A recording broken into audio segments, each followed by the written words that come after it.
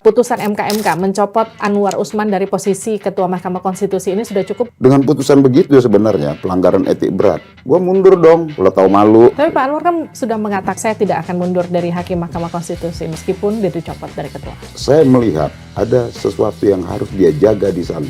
Meskipun kewenangannya udah pretelin, dia sedang melakukan upaya perlawanan. Upaya perlawanan yang menurut kita nggak patut. Apa yang diputuskan oleh Anwar Usman dan kawan-kawan tidak bisa mengubah apa yang sudah terjadi menjadi keputusan di pemilu sekarang. Baru akan berlaku di 2029. Fokus dari hak angket yang kemudian akan Anda suarakan dan gulirkan di DPR itu muaranya akan kemana? Hasil dari MK ini kan petunjuk semua nih, petunjuk nih. Agar ke depan tidak lagi terjadi. Gibran mendampingi Prabowo itu justru menggerus elektoralnya Pak Prabowo. Ini jadi kesempatan nggak buat pasangan Ganjar Mahfud? Pak Ganjar dan Pak Mahfud jalan aja. Persoalan Mahkamah Konstitusi ini kan muatannya kental dengan nepotisme. Bu Mega tuh kan beberapa kali dalam pidatonya menyatakan Pak Jokowi ini seperti anak saya. Sekarang faktanya anaknya jadi cawapres di pasangan lain. Mantunya katanya mau mendukung iparnya yang notabene mungkin saja mereka akan resmi meninggalkan PDIP. Bu Mega gimana deh? Kalau Bu Mega bicara dia sayang, itu tulus. Tapi kalau ketulusan itu kemudian orang nggak anggap sebagai sebuah ketulusan, dia tinggalkan itu tadi ya, aneh mau kebilang ake. Hai, kembali lagi di Living on Point. Saudara, pasca putusan MK yang kemudian memutuskan untuk memberhentikan Anwar Usman dari posisi Ketua Mahkamah Konstitusi, hari ini akhirnya terpilihlah Hakim Soehartoyo yang fix untuk menggantikan posisi Anwar Usman sebagai Ketua Mahkamah Konstitusi yang baru per hari ini. Nah, yang kemudian jadi pertanyaan adalah apakah kemudian hasil dari putusan MK kemarin yang memberhentikan Anwar Usman dari posisi Ketua Mahkamah Konstitusi dicopot begitu, artinya ini sudah cukup memuaskan dari sejumlah pihak, tapi ternyata kalau kita lihat dari banyak informasi yang beredar, bahkan ahli hukum meminta seharusnya di PTDH saja, bukan sekedar dicopot. Dan tapi ada juga aksi yang bergulir di DPR RI, ini adalah hak angket yang kemudian salah satunya diinisiasi oleh narasumber saya yang sudah ada di sini, Pak Masinton Pasaribu, yang kemudian kita akan tanyakan pasca ada putusan MK, apakah hak angket ini akan terus berlanjut dan kemana muara hak angket ini. Bang Masinton, selamat datang di Living on Point. Iya, terima kasih Mbak Lipi sudah ngundang. Oke, kita mulai dulu dari putusan MK mencopot Anwar Usman dari posisi Ketua Mahkamah Konstitusi ini sudah cukup? Nah, tentu ekspektasi publik, harapan publik kan waktu itu pengen ini diberhentikan dengan tidak hormat. Tidak hormat. Tapi ya apapun itu putusan Majelis Kehormatan itu harus kita hormati gitu ya. Nah, tentu ya yang menarik dari putusan itu adalah sangat gamblang ya bahwa seluruh hakim yang ikut dalam proses putusan PUU nomor 90 itu dilaporkan dan bermasalah. Semuanya terbukti melanggar etik. Melanggar meskipun etik, tinggal tingkatannya kadarnya beda-beda. yang beda-beda. Nah, tentang pembocoran informasi dan lain-lain. Tapi terhadap satu hakim yang notabene adalah ketua MK itu diberikan pelanggaran etik berat. Dan itu dia tabrak semua gitu. Yang sebenarnya harusnya diberhentikan dengan tidak hormat. Tapi kemudian justru berbalik. Ya kan? Merasa menjadi playing victim nih. Korban. Dari dipitnah yang keji kabarnya. Iya, itu kan aneh ya. Itu putusan majelis kehormatan. Yang dimana seharusnya ya kalau yang waras nih, dia bisa melakukan pembelaan di situ. Iya kan? Dan dia harusnya hormati itu putusan. Benar dong? Sebagai yang hakim yang katanya negarawan, harusnya kan begitu. Nah, kemudian dia malah merasa korban fitnah. Korban fitnah dari Majelis Kehormatan. Nah, terus pertanyaannya sekarang, lah siapa yang fitnah? Gitu. Ini menampakkan bahwa ya ini ada persoalan yang memang ya serius. Gitu loh ya. Termasuk dengan integritas dari hakim tersebut. Harusnya kan dengan putusan begitu sebenarnya pelanggaran etik berat ya. Ya udah, gua mundur dong. Kalau tahu malu gitu loh. Bukan malah nebar nuduh merasa dipitnah. Tapi Pak Anwar kan sudah mengatakan di keterangan persnya bahwa saya tidak akan mundur dari Hakim Mahkamah Konstitusi meskipun dia dicopot dari ketua. Lah iya, nggak punya integritas. Nah kemudian kan orang pertanyakan tuh, ngapain tuh? Gitu loh. Nah hukum itu bukan sekedar apa yang tertulis. Etika itu kan bagian dari hukum itu. Gitu loh. Nah ketika itu ditabrak, ya, kemudian dia nggak mau mundur apa, ya itu haknya, gitu loh. Tetapi itu menjadi pertanyaan publik. Satu, dia tidak mau mundur, ya, meskipun itu haknya mau berhenti atau tidak, tapi kepantasan dan kepatutannya sudah tidak pantas dan tidak patut. Kan kemarin juga sempat dikomentari sama Pak Mahfud yang mengatakan sebetulnya ini di luar dari ekspektasi beliau. Pak Mahfud mungkin tidak berpikir bahwa hukumannya bahkan sampai pencopotan. Ia menyatakan ekspektasi saya hanya mungkin sekedar teguran keras seperti itu. Cuma ini kan kemudian putusan MK cukup dianggap berani mencopot dari jabatan ketua MK dan kemudian tidak boleh menangani kasus perkara pemilu di pemilu tahun ini. Jadi kalau menurut Anda sebetulnya putusan MK itu sudah cukup menggigitkah ataukah memang ini sebenarnya masih kurang? Tergantung orang mandangnya ya. Kalau saya kan nggak bisa komentarin itu gitu, kita kan harus hormatin itu. Tetapi ya publik tentu meresponnya, ada yang bilang udah kurang, ada yang bilang udah cukup, kira-kira gitu ya. Tetapi lagi-lagi lepas dari itu adalah ada persoalan. Baik itu terhadap kelembagaan maupun terhadap hakimnya sendiri. Karena apapun, hakim itu dituntut untuk dia benar-benar paripurna. Paripurna dari dirinya, paripurna dari kepentingan lingkungannya, paripurna dari kepentingan keluarganya, paripurna dari kepentingan golongan-golongan yang terafiliasi sama dia. Begitu. Jadi sebenarnya sebagai seorang negarawan, ya harusnya dia paripurna. Selesai dengan persoalan diri dia gitu. Oke, Bang Masinton, ini kan ada 17 poin klarifikasi. Ada 4 kira-kira yang kita lihat di highlight secara garis besar. Skenario yang bertujuan menjatuhkan karakter hingga karirnya Anwar Usman. Ini menurut versinya Pak Anwar Usman ya. Kemudian keputusan itu nggak ada kaitannya dengan kepentingan keluarganya ataupun pribadinya. Kondisi ini dianggap sebagai bentuk fitnah keji yang ditujukan kepadanya sampai kemudian dirinya pantang mundur menegakkan hukum di Indonesia seperti yang tadi saya katakan. Jadi respon Anda ini cukup untuk meyakinkan publik nggak dengan 17 ya pembelaan nggak tahu malu. Pembelaan nggak tahu malu itu namanya. Kenapa gitu? Yang memfitnah siapa? Terus kemudian yang membunuh karakter dia siapa? Iya kan? Terus apalagi tuh yang dia bilang apa begitu tuh, sengaja ngancurin karir dia. Siapa juga berkepentingan sama karir dia, gitu loh.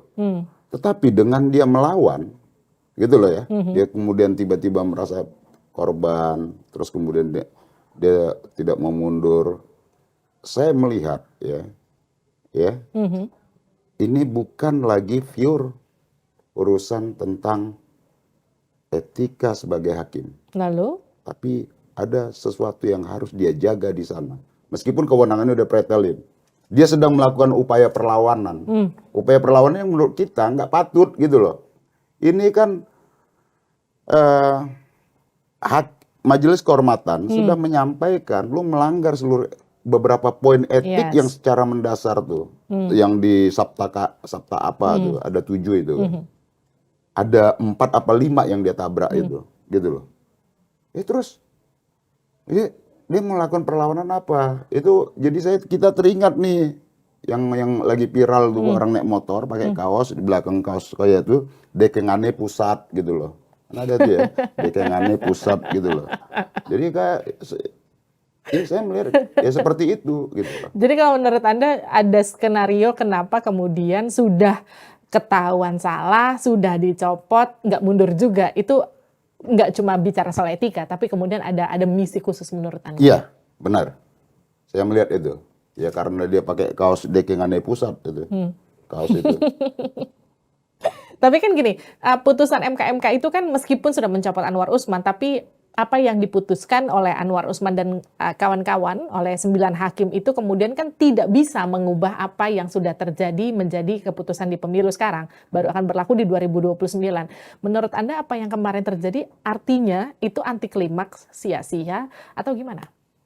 Ya itu bahayanya ya ketika Mahkamah Konstitusi diisi oleh hakim yang beginian ini. Bahaya loh. Maka kenapa ada hal yang harus dibenahi dengan Mahkamah Konstitusi ini sebagai benteng penjaga konstitusi kita. Oke. Ya, sekarang benteng itu jebol. Dibobol oleh pembegal. Harusnya menjaga konstitusi ini malah membegal. Iya kan? Benteng yang sudah jebol. Gitu loh. Nah, terus apa kabar usulan hak angket yang kemudian Anda suarakan? Nah, maka di situ kan saya lihat begini ya. Satu, ada dua ya menyampaikan secara terbuka itu. Hakim yang ikut dalam rapat permusyawaratan hakim dalam putusan tersebut menyatakan ada masalah sangat serius. Oke. Kemudian ahli-ahli hukum menyatakan ada cacat hukum serius dengan putusan PUU 90 itu. Oke. Bahkan ada berpotensi penyelundupan hukum. Kemudian yang ketiga, Ketua Majelis Kehormatan Mahkamah Konstitusi Prof. Jimli menyampaikan ada yang masalah yang sangat serius di situ. Dan kemudian putusan MK itu mengkonfirmasi persoalan pelanggaran etik berat tadi. Nah, maka ini ya kita nggak boleh biarkan. Nah, saya sebagai pejabat politik yang dipilih oleh rakyat, saya mengajak supaya DPR menggunakan kewenangan lembaga DPR tadi untuk melakukan penyelidikan, untuk menyikapi hal yang sangat serius tadi. Tapi Anda dilaporkan ke MKD loh. Ya itu. Nggak masalah buat Anda? Ya nggak masalah lah ya, laporan juga sakit lah itu. Ya sakit dia orang menggunakan hak konstitusi kok undang-undang dasar kok laporin. Itu iya kan? Itu ya saya nggak tahu lah motifnya apa, siapa yang suruh itu, tapi dia nggak baca. Maksud kita kan baca dulu biar nggak salah makan obat gitu. Jadi kalau menurut Anda nanti fokus dari hak angket yang kemudian akan Anda suarakan dan gulirkan di DPR itu muaranya akan kemana? Nah tentu penyelidikan ini penting ya, karena di sana ada proses intervensi tadi itu, iya kan? Kemudian selain intervensi, kan kita harus dalamin nih, siapa sih yang mengintervensi ini? Iya kan? Nah, hasil dari MK ini kan petunjuk semua nih, petunjuk nih, untuk kita melakukan bahan penyelidikan tadi. Siapa yang mengintervensi? Dalam konteks apa? Kepentingan apa nih intervensi ini? Agar ke depan tidak lagi terjadi. Nah, kemudian pengkondisian itu, hakim yang menangani perkara tersebut malah jauh hari sebelumnya udah ngomong tuh kan, usia muda apa segala macam. Ini kan bukan persoalan anak muda. Anak muda tuh wajib kita dukung. Saya ini lahir dari proses politik kemudaan itu, sebagai pemuda yang berjuang gitu ya. Artinya ketika kita masih mahasiswa, tapi kita dibentuk oleh banyak proses sehingga terbentuklah karakter dan sikap mental kita gitu loh. Jadi hari ini bukan persoalan anak muda, ini persoalan anak presiden gitu yang dipaksakan. Nah bahayanya ya, hakim sudah memutus, hakim MK ini biar presiden ke depan ini nggak terulang nih, termasuk tadi kata final dan mengikat, karena di konstitusi itu kata final aja tuh. Nah harus ada model apa yang kalau diputus oleh model beginian nih, ini kan nekat aja nih, nah, nekat, tapi bukan lagi untuk menjaga marwah konstitusi itu, tapi udah motif lain ini. Nah, ini kan bisa dibayangkan Mbak Livi ya, diputus, tapi dampak putusan itu mengikat dan harus dilaksanakan. Betapa bahaya, Pak. Nah, terus nanti hak angket itu apakah kemudian Anda harapannya bisa membatalkan keputusan yang kemarin sudah final dan mengikat itu? Tentu kita tidak masuk ke sana, karena itu adalah ranah yudisial, lembaga yudikatif. Ya. Jadi, hak angket itu dia dibatasi, tidak masuk ke dalam ranah-ranah istimewa lembaga tersebut. Umpama lembaga yudikatif keistimewaannya apa? Ya di aspek yudisialnya, dari mulai penyelidikan, penyidikan, penuntutan, putusan, kita nggak masuk ke sana. Tapi dalam aspek tata kelola kelembagaan, ya, bagaimana kita menjaga kemandirian hakim dan lain-lain, ya kita bisa masuk ke sana. Oke. Begitu loh. Karena apapun, Mahkamah Konstitusi selain dia dibentuk berdasarkan Undang-Undang Dasar, dia adalah pelaksana undang-undang dan dibiayai oleh APBN. Bang Masinton gini, ada beberapa anggapan yang menilai gini, Bang Masinton gelontarin hak angket, teman-teman dari PDIP sekarang udah mulai nyinyir nih karena Gibran jadi cawapresnya Pak Prabowo. Ya jelas lah sekarang soalnya agenda politiknya berseberangan. Jadi bukan semata-mata soal memang ada pelanggaran kode Saya etik. sampaikan di awal itu ketika di paripurna, ini bukan sekedar kepentingan partai politik. Bukan sekedar kepentingan capres, cawapres. Tapi ini adalah kepentingan kita bersama sebagai sebuah bangsa karena bernegara itu berkonstitusi. Saya nggak ada urusan sama itu. Tapi setiap kita yang waras pasti melihat ini masalah benar. Ini Masalahnya di mana? Oke. Ya masalahnya di mana? Undang-undang dasar kita setelah diamandemen, kandungan dari konstitusi kita, undang-undang dasar yang diamandemen ini adalah kandungan yang dijiwai oleh semangat reformasi dan demokrasi itu. Maka undang-undang dasar kita membatasi yang namanya masa jabatan presiden periodisasinya cukup 2 periode. Oke. Kemudian penegasan terhadap perlindungan hak-hak dasar masyarakat, hak asasi manusia dan lain-lain. Itu adalah penegasan tentang komitmen kita terhadap reformasi dan demokrasi tahun 98 lalu. Oke. Penguatan aspek kedaulatan rakyat, mengukuhkan jalan demokrasi, keadilan buat semua dan segala macam. Kemudian ya semangat dari itu adalah anti KKN, kolusi korupsi dan nepotisme. Nah, kenapa respon publik ya terhadap putusan PUU 90 itu luar biasa, gitu loh. Karena ada yang mendasar ditabrak dari putusan itu. Jadi bukan semata-mata karena kader Anda dicolong. Enggak ada urusan dia mau dicalonin mana kayak ya terserah situ. Gitu loh.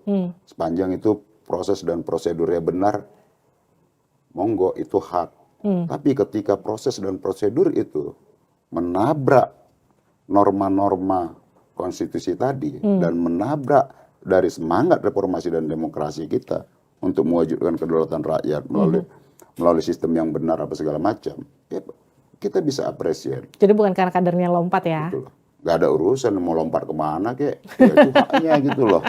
Ya kan mau nyemplung-nyemplung kemana kek, jingkrak-jingkrak kemana kek, ya monggo gitu loh. Tapi aturan jangan lu tabrak. Oke, ini kan ada lembaga surveinya Mas Toto ya, Carta Politika, yang isinya gini, terpilihnya Gibran mendampingi Prabowo itu justru menggerus elektoralnya Pak Prabowo. Ini jadi kesempatan nggak buat pasangan Ganjar Mahfud?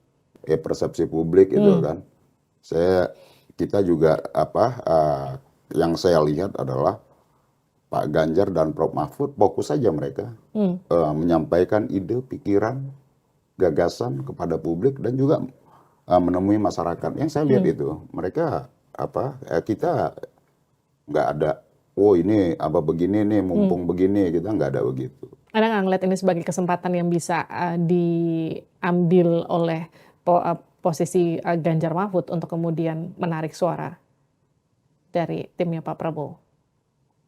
Enggak, yang saya tangkap adalah bahwa Pak Ganjar dan Pak Mahfud jalan aja gitu loh. Kalau persoalan Mahkamah Konstitusi ini kan persoalan yang menurut saya yang ini kita semua punya common sense yang sama lah, kepekaan yang sama lah terhadap putusan Mahkamah Konstitusi yang itu muatannya kental dengan nepotisme tadi. Oke. Bang, Anda nyalek lagi di periode kali ini ya. Ini kan banyak orang bilangnya dapil Anda tuh dapil neraka, perang bintang di situ. Anda yakin nggak Anda bakal lolos sekarang? Ya kalau berjuang itu ya dengan keyakinan Ah, dan ikhtiar tentunya ya. gitu loh. Kalau kalau kita nggak yakin ya nggak mungkin kita tarung dong, Hmm, ya kan? Tapi juga nggak boleh overconfident. hmm. Ya saya sewajarnya aja.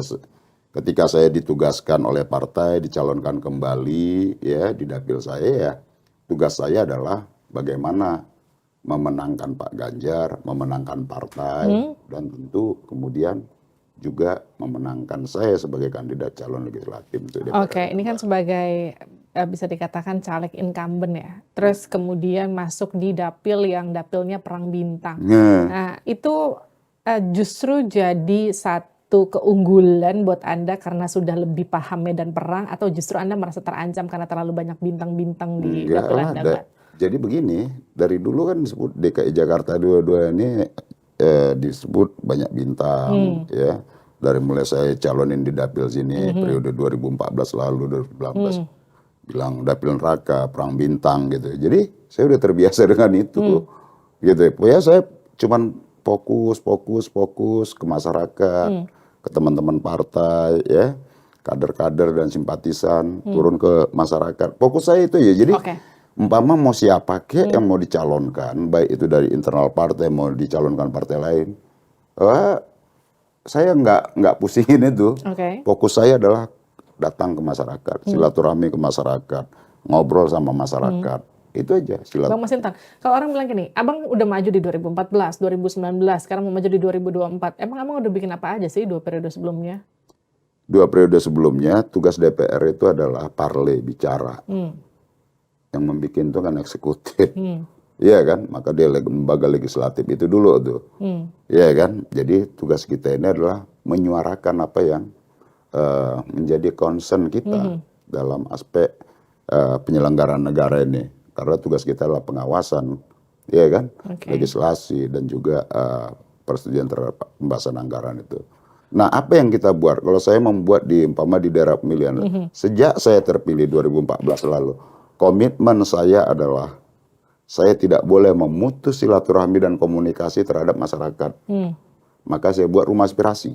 Oke. Nah, rumah aspirasi itu dari mulai sejak saya terpilih sampai sekarang.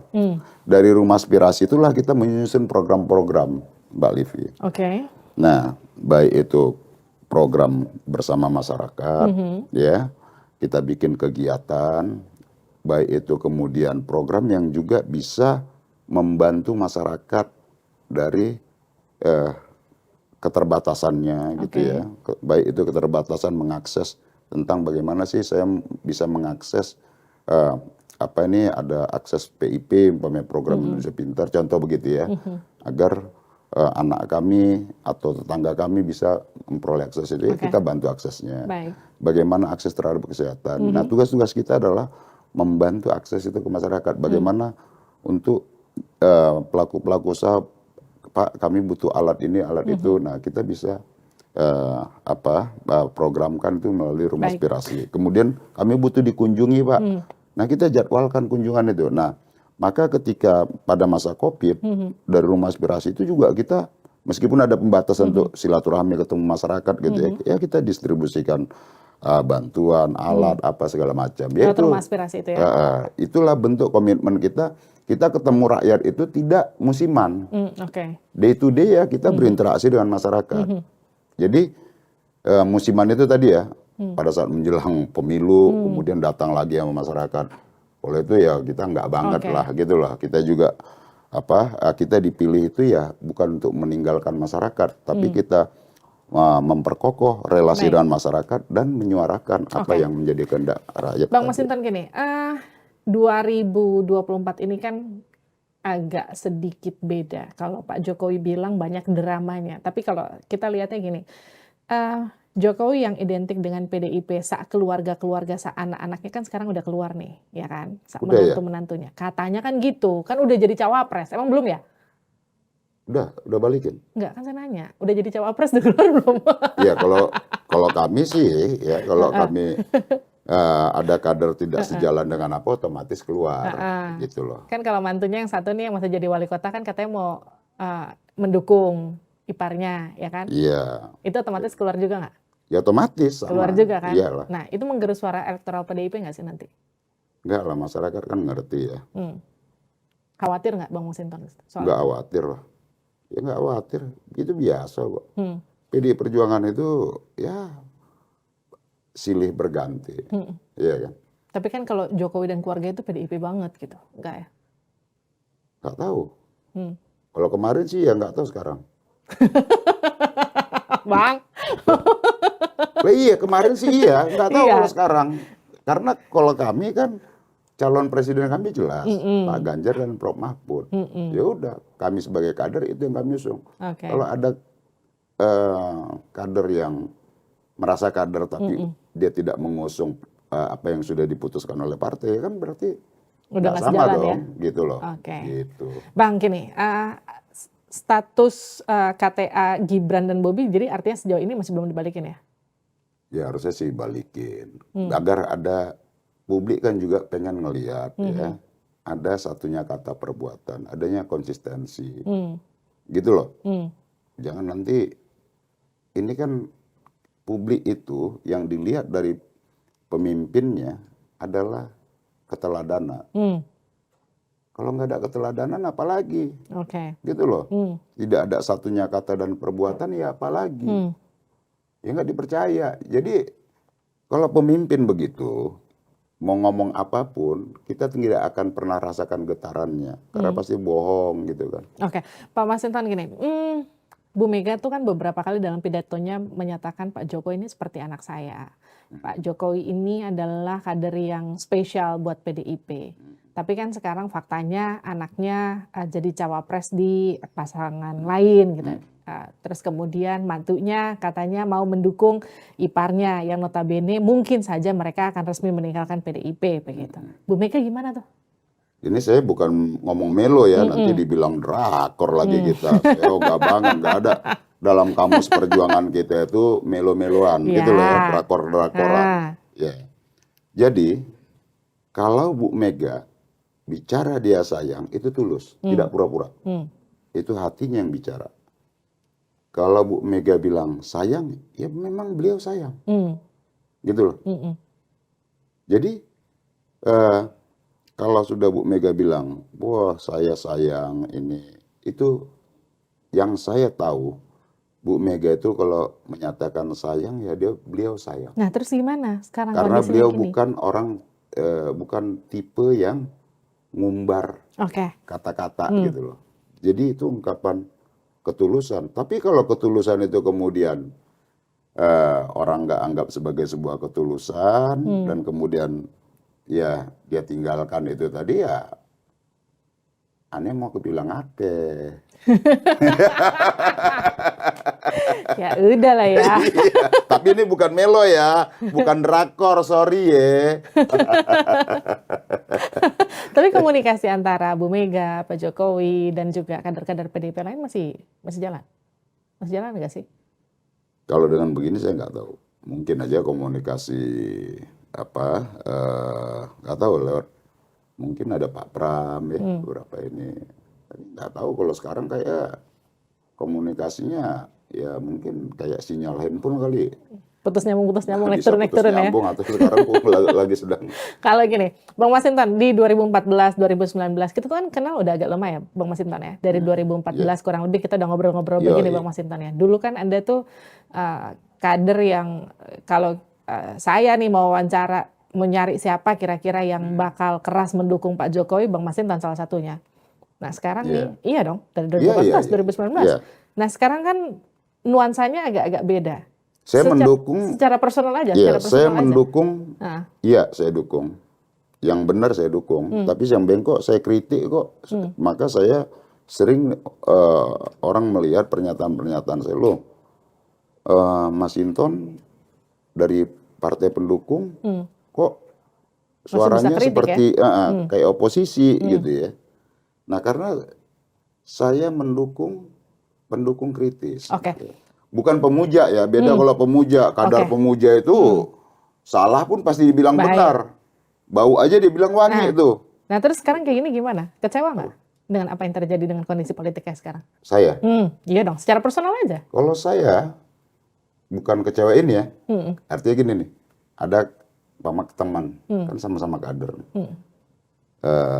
tahu-tahu berubah haluan, ya kita menyayangkan aja, ya gitu loh. Kalau kecewa sih nggak ada kata kecewa, ya kita menyayangkan aja, lo kok nggak konsisten, kira-kira gitu loh ya, gitu. Nah tentu, Pama, kalau kita mendukung itu ya kritis dong. Di mana dia benar, kita bilang benar. Oke. Di mana yang nggak benar, ya kita kritik nggak benar. Oke. Tapi dukungan kita totalitas. Totalitas dukungan itu kita lakukan. Baik.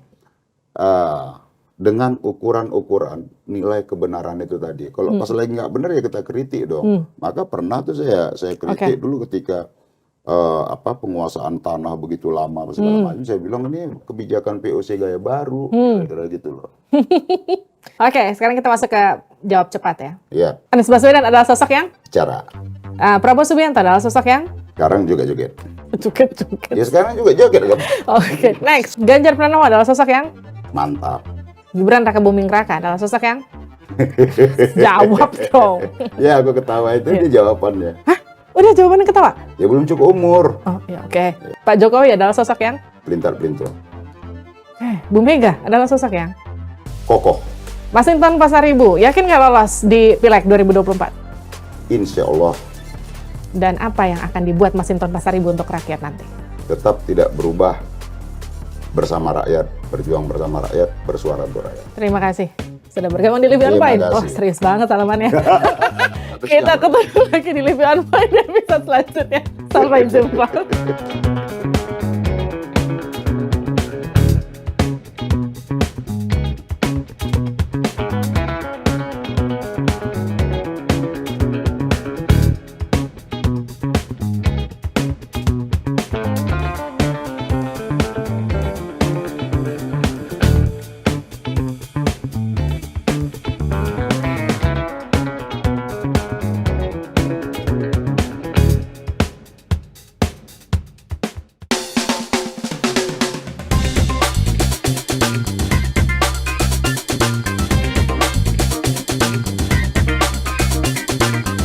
Living on Point.